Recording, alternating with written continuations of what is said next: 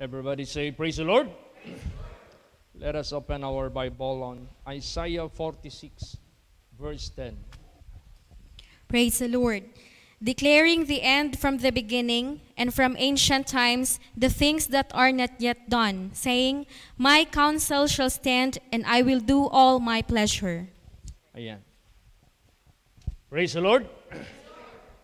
So, kahit pa man ang birth of the Savior, Jesus Christ, were already declared by God, by His prophets. Kasi kaya ng Diyos i-declare ang end from the beginning.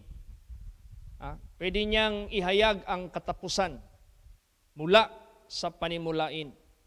Tulad niyan, sino makaalam paano niya gi-create ang buong sanglibutan? Wala pa naman tao na naka-witness to write it. Pero dineclare yan ng Diyos sa kanyang mga banal na lingkod. Katulad sa Revelation, marami pa dyan na hindi pa natutupad. Bakit nakasulat na yung mga hindi pa natutupad? Because God is able to declare the end from the beginning. Kaya niya, lahat ng mga mangyayari sa sanglibutang ito, pinahayag na yan ng ating Panginoong Hesukristo. Ang pinakaabang-abang natin, of course, tapos na yung pagpunta niya dito sa lupa. Tapos na yung mission niya. Nagpropagate na ng kanyang gospel. Nangyayari na yung mga nakasulat sa Matthew. Ang pinakahinihintay na lang natin, yung rapture. Yung second coming ni Jesus Christ in the clouds. That is the most awaited moment sa buhay natin. Kaya mapalad tayo dahil ang Diyos na ating nakilala, makapangyarihan at lahat hinayag niya, kaya nagawa nating nalaman lalot na ang kanyang kapanganakan. Saan sa Old Testament na nakasulat na magkakaroon ng birth of a certain Christ Jesus? Basahin natin. Isaiah 46 verse 10.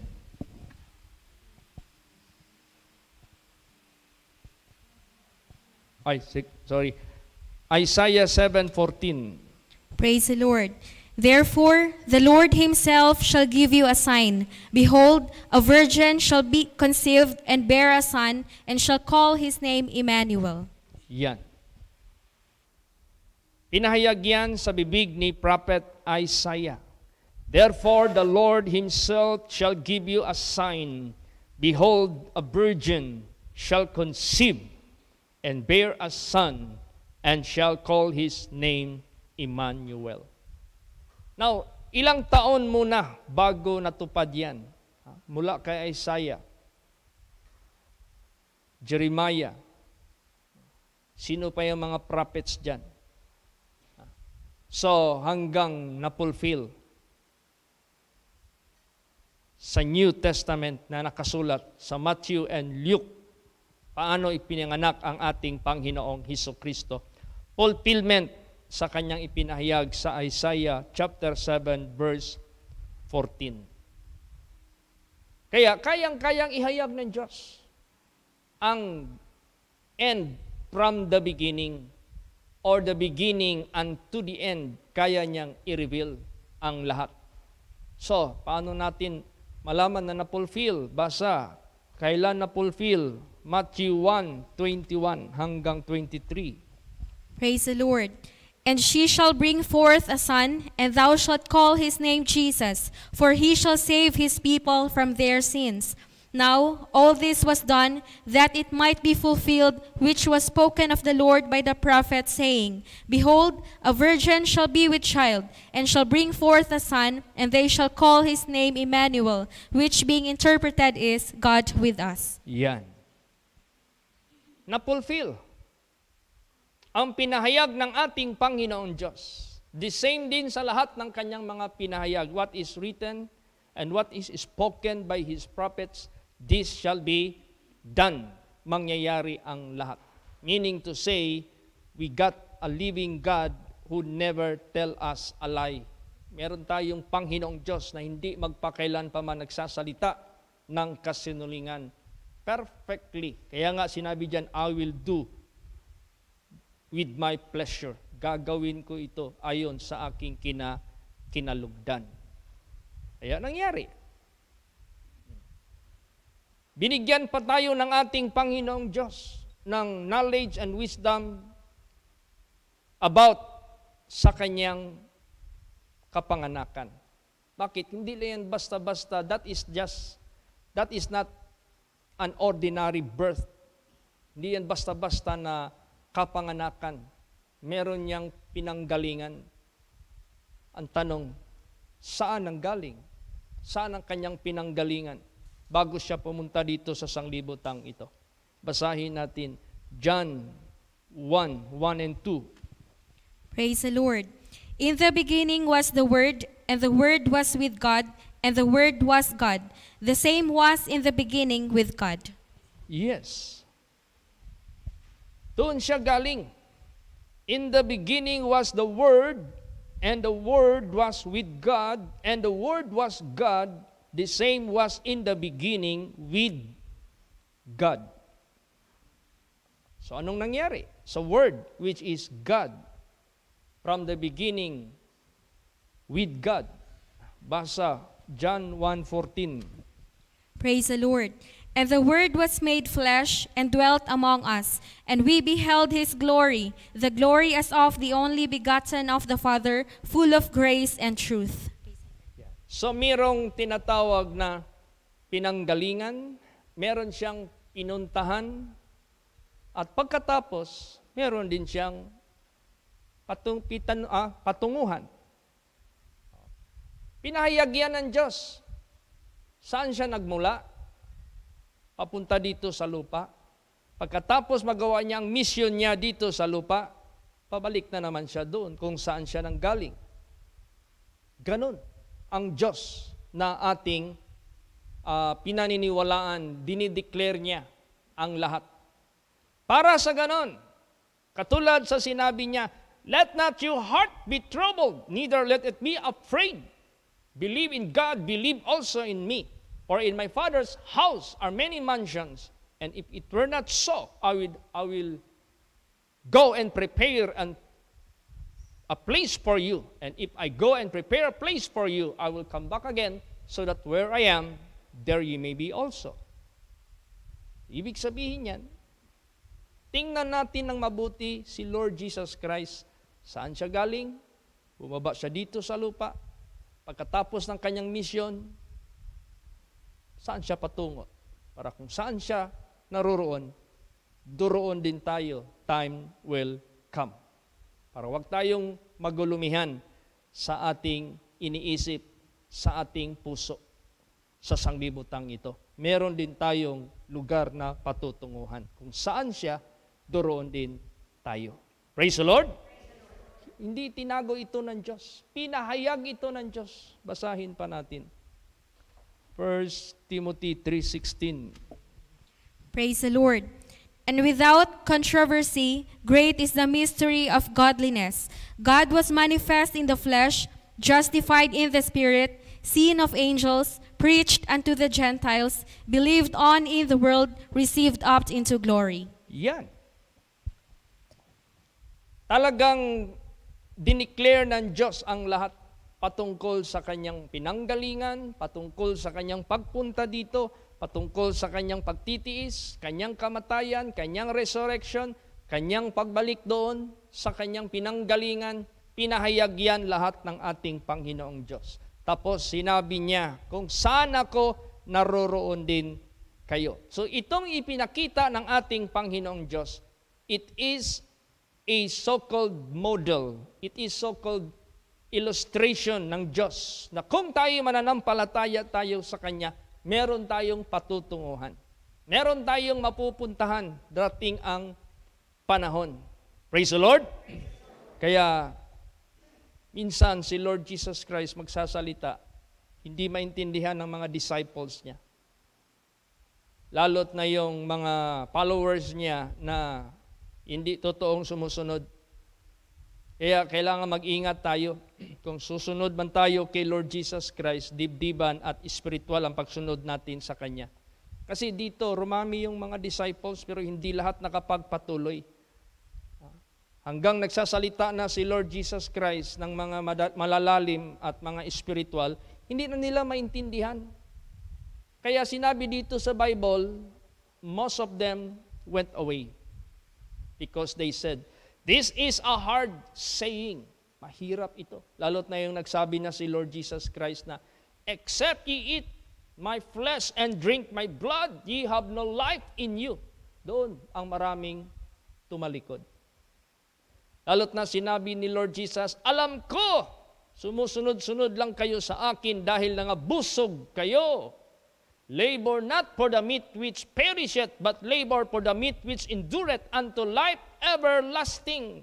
Ibig sabihin yan, yung mga tao na sumusunod, naniniwala lang kay Jesus dahil sa tiyan, dahil sa buhay lamang sa sanglibutang ito, but deeply inside, wala silang pake sa sinasabi ni Lord Jesus Christ about His kingdom, about the kingdom of God, about everlasting life. Kaya sinaway sila ni Lord Jesus Christ. Kailangan kasi natin, habang palalim ng palalim ang Kanyang mensahe na binibigay sa atin, dapat maintindihan natin yan. Dapat masakayan natin yan. Sumasabay tayo sa Kanya. Hindi kay paatras ka, hindi kay paalis ka, hindi kay nako-confuse ka, hindi. Kaya gusto ni Lord Jesus Christ, tayo naniniwala sa Kanya, let us look more on the spiritual things. Let us look more on the eternal things. Para kung ano yung sinasabi ni Lord Jesus Christ, masakayan mo, maunawaan mo. Praise the Lord! Kaya nung marami nang nagsialisan, sinabihan niya, giprangkahan niya kaagad yung mga disipulo niya. Ano kaya kung makita ninyo ang anak? Basahin natin yan. John 6:62. Praise the Lord. What, and if we shall see the Son of Man ascend up where He was before? Yan. Kunti na lang naiwan. Yun na lang mga solid na mga disciples niya, yung 12. Ano kaya kung makita ninyo ang anak ng tao, pupunta pataas kung saan siya galing o kung saan siya dati? Ibig sabihin yan, nire-reveal na ni Lord Jesus Christ. Hindi lamang sa Kanyang kapanganakan, hindi lamang sa Kanyang suffering, hindi lamang sa Kanyang death, hindi lamang sa Kanyang resurrection, nire-reveal na niya ang Kanyang ascension. Ang Kanyang pagpunta doon, saan siya galing. Kaya napaka-importante na maintindihan natin lahat ito para buo yung ating isip, buo ang ating puso sa pananampalataya dyan sa Diyos at hindi tayo kayang i-move ng tukso, hindi tayo kayang i-move ng mga pagsubok. Kaya nga, importante yung nakilala natin siya ng lubos. Paul said, I know whom I have believed, and I am persuaded that He is able to keep that which I have committed unto Him against that day. Bakit? Nakita ni Paul lahat How he came, how he suffered, how he died, how he rise from the dead, and how he ascended back into heaven. So nag-get na ni Paul na meron siyang patutunguhan kung manatili siya kay Kristo Jesus. Praise the Lord! May patutunguhan siya. Kaya sabi na ni Jesus, let not your heart be troubled, neither let it be afraid. Believe in God, believe also in me. In my Father's house are many mansions. So dito, hinahayag na niya, what if, sabi niya dyan, if ye shall see the Son of Man ascend up where He was before? Ano kaya? Kung makita ninyo. Ibig sabihin yan, I am not talking in vain. I am not talking nonsense. I am not talking without any yung merong tinatawag na kabuluhan. Akala kasi ng mga tao, nagbibiro lang si Lord Jesus. Kaya most of them went away. Hanap lang nila, tiyan lang, makain lang. Yung 5,000, yung 10,000, hanap-hanap nila si Jesus. Kaya nabasa ni Jesus ang isip nila, I know you are looking me. Not because of the miracles of the spiritual things that I am going to bring unto you, but because you were fed dahil nangabusog kayo. Labor not, sabi kaagad ni Jesus, labor not that which, the bread that which perisheth, that meat that perisheth, but labor for the meat which endureth unto life everlasting. Laging tinuturo, laging ginaguide ni Lord Jesus Christ ang mga tao noon pa. Doon sa life everlasting. Kaso itong mga taong ito, because of their carnality, hindi nila masakayan. Kaya dinugtong ito ni Lord Jesus, what if makita ninyo ang anak ng tao will ascend up where He was before. Ibig sabihin yan, patunay ko sa inyo na merong kaharian ng Diyos. Pupunta ako doon kung saan ako nanggaling. Galing ako doon. Marami na siyang nireveal sa bibig ng ating Panginoong Hesukristo. But sometimes these people are dull in hearing. Because of their carnality, they always think carnal. Gusto ni Lord Jesus Christ maging spiritual-minded tayo. Para sa ganon, mag-get mo yung mission ni Jesus para sa iyo. So yung faith mo sa Kanya, yung steadfastness mo sa Kanya, hindi yan kayang i-move dahil meron kang alam patungkol sa Kanya. Kung sino siya, saan siya galing. Praise the Lord. Ano pang nireveal ni Lord Jesus? Basahin pa natin. John 16:28. Praise the Lord. I came forth from the Father, and am come into the world. Again, I leave the world and go to the Father.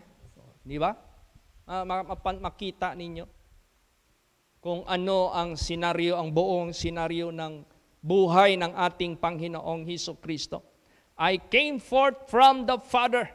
Di mo naman pwedeng sabihin na ang Father nabuntis tapos pinanganak siya. Hindi. Nagamit ang Diyos ng babae para ipanganak siya. Pero sabi niya, galing ako sa Ama.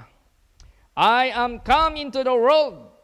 Pumunta ako sa sanglibutang ito as what it is being written in Isaiah 7 verse 14, Isaiah 9:6, maraming mga propesiya dyan sa kanyang kapanganakan. I leave the world, iiwanan ko ang sanglibutang ito and go to the Father. Totoo. He left the world after His resurrection. After 40 days, He left the earth. Iniwanan niya. Balik siya doon kung saan siya nang galing. Kaya maraming nagalit noon sa panahon ni Lord Jesus Christ. Babatuhin siya, itutulak siya, papatayin siya. Kasi as if He is saying blasphemous words. Pag sabi niya, before Abraham was I am. Bago si Abraham ay ako na. Nagalit ang mga tao. Hindi ka pa nga dumating ng 50 anyos. Nauna ka pa kay Abraham. Ano ka pala eh? Ganon ka pala eh. Babatuhin natin, patayin nga natin to. Taong ito, puro kasinungalingan. Hindi nila kasi mag-get. Paano? Pag hindi ka talaga makikinig sa nire-reveal ng Diyos, declaring the end from the beginning. Kaya nga, sabi na ni Lord Jesus Christ search the Scriptures, for in them you think ye have eternal life, and they are they which testify of me. Para hindi ka mabaguhan sa mga sinasalita ni Lord Jesus kung sino talaga siya. Bakit sinasabi niya yan? I-search mo yung Scripture from Genesis down to Revelation. Hinayag yan ni Lord Jesus Christ kung sino siya, saan siya galing, saan siya papunta, anong mission niya, bakit siya magpakamatay, bakit may resurrection, bakit may ascension, balik siya doon. Sinabi na yan ni Lord Jesus Christ, dineclare niya yan. Kaya pasalamat tayo. The birth of Jesus Christ is all about the coming of Jesus Christ into the earth, but there are so much. Yung kanyang kapanganakan, it is just the beginning of His mission, but there are so much in it. Marami pang nilalaman dyan hanggang pabalik siya doon saan siya galing. Basa pa, John 17 verse 5. Praise the Lord. And now, O Father, glorify thou me with thine own self, with the glory which I had with thee before the world was. Oh, tingnan mo. Sabi niya, and now, O Father, glorify thou me with thine own self. Luwalhatiin mo ako dyan sa sarili mo, with the glory which I had with thee before the world was. Hindi pa nagawa ang sanglibutang ito. Nandyan ako sa iyong kaluwalhatian. Kaya, ibig sabihin yan, siya lang yan. Siya lang yung nag-iisang Diyos, nag-iisang Savior. There was no God before Him, and there is no God after Him. Kaya, pag kilala mo si Lord Jesus Christ, sino siya? Panatag yung loob mo. Panatag yung puso mo. Bakit? May kakayahan siya. No? May kapangyarihan siya. Siya ang creator. Siya ang nagpakatawang tao. Siya rin yung bumalik doon sa kanyang sarili. Siya lahat. Kaya, to God be the glory. Kaya nga, nung nag-special number dito si Sister Amor, nung inawit niya yung Mary, did you know? Napaiyak ako dito. Bakit? Sinabi doon na, dinescribe ba doon? Di mo ba alam, Mary?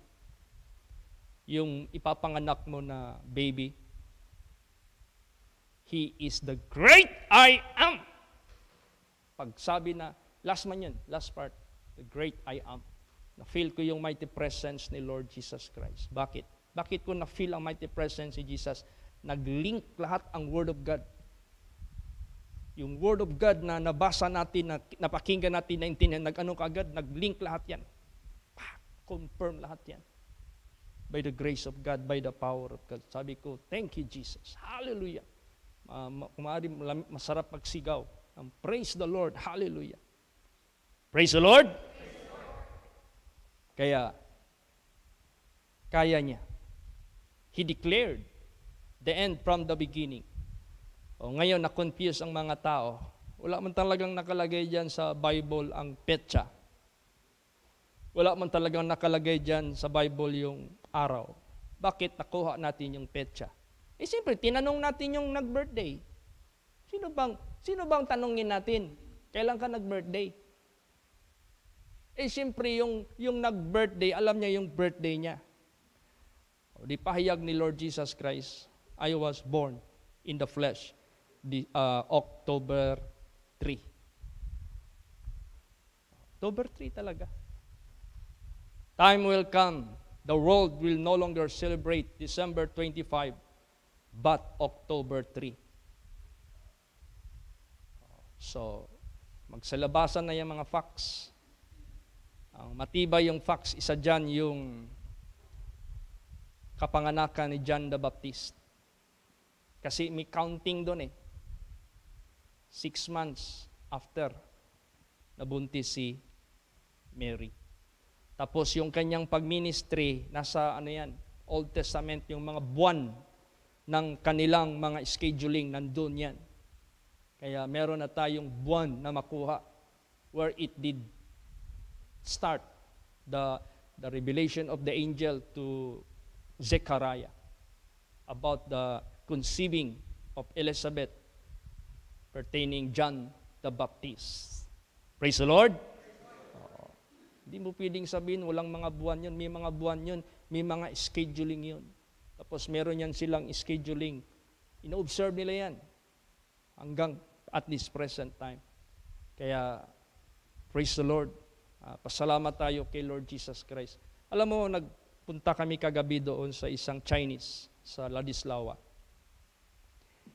At he told me all about his experience when he went to Jerusalem. Marami siyang kinuwento sa akin. Nanggaling daw sila sa Jordan, papuntang Israel, lumabas sila sa Egypt. Either magmula ka sa Egypt, punta ka ng Israel, labas ka rin sa Jordan. Kasi meron na yung meron na yung mga places na dadaanan nyo. Back and forth lang yan. Kung saan ka galing, doon ka maglabas sa exit. Kung sa exit ka nag-entrance Egypt, dito ka, o mag-entrance ka sa Egypt, mag-exit ka sa Jordan. Madaanan mo na lahat.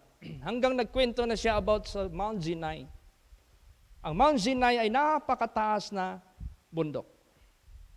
At ang sasakyan doon, camel or by foot, yung lakad lang. Napakalamig daw doon.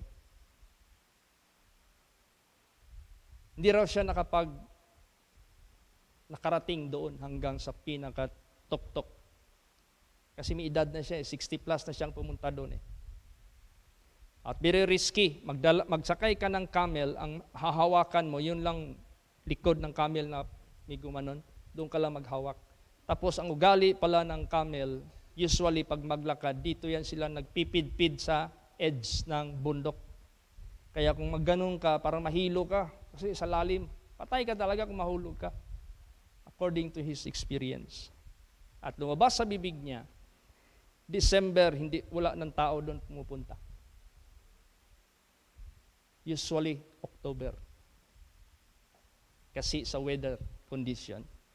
Dito ka naman sa baba, May.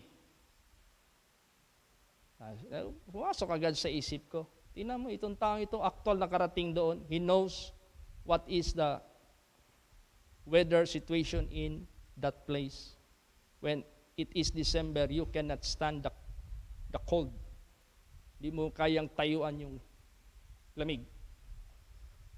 So, sabi ko, Lord, thank you for another testimony that confirms the weather condition. At least meron naman akong hindi man ako nakarating doon. I'm praying na makarating din tayo doon one of these days. It is just a matter of testimonial. Praise the Lord. It's testimony lang. Pero hindi naman necessary talaga makarating tayo doon kasi makarating na nga tayo ng Calvary. Ngayon, saan tayo ngayon? Nasa na tayo? Bethlehem. Praise the Lord. Where Jesus Christ was born. And doon pala sila nag-reside sa Nazareth. Doon sila galing. Now, tinignan ko sa Google Map. From Nazareth to Bethlehem, that is around 27 kilometers. Yun yung paglakad nila, papunta doon. Kung December, walang taong mag-dare na magpunta. Kaya early October, kasi hindi pa malamig kaano. Kaya, pasalamat tayo. No? Si Jesus Christ, gone into heaven. Nangyari na.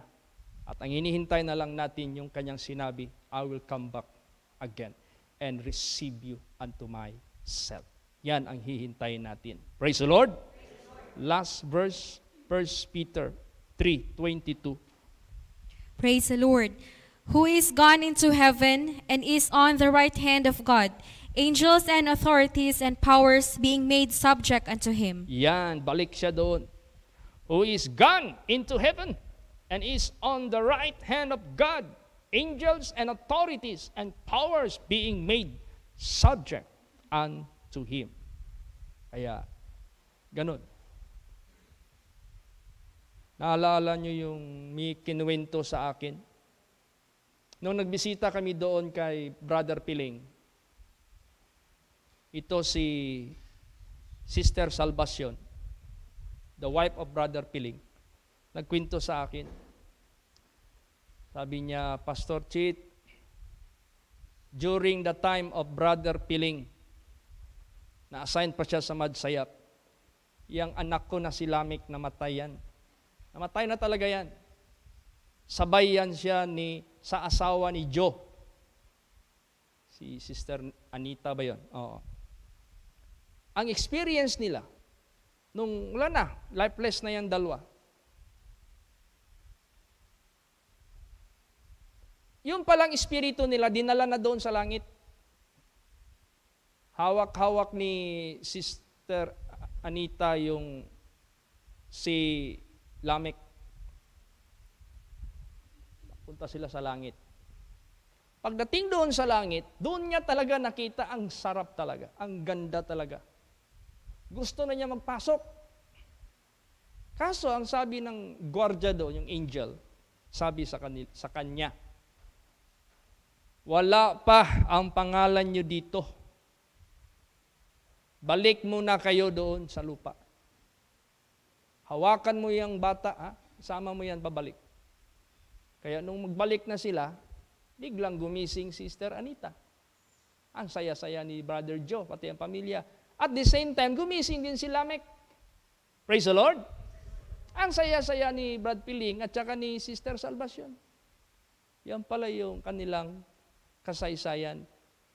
Nagkwentuhan kasi kami during the time of mission or assignment ni Brad Piling.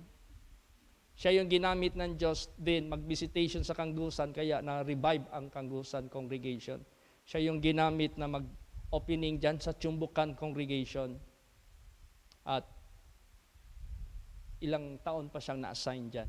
Maraming mga events. At isa doon na hindi ko makalimutan, yung dinala yung espiritu ng dalawang mga anak ng Diyos, pero binalik. Andiyan pa yan sila, buhay pa yan sila. That there is really up there in heaven waiting for us. But see to it that our names must be written in the book of life, or else you will be ejected.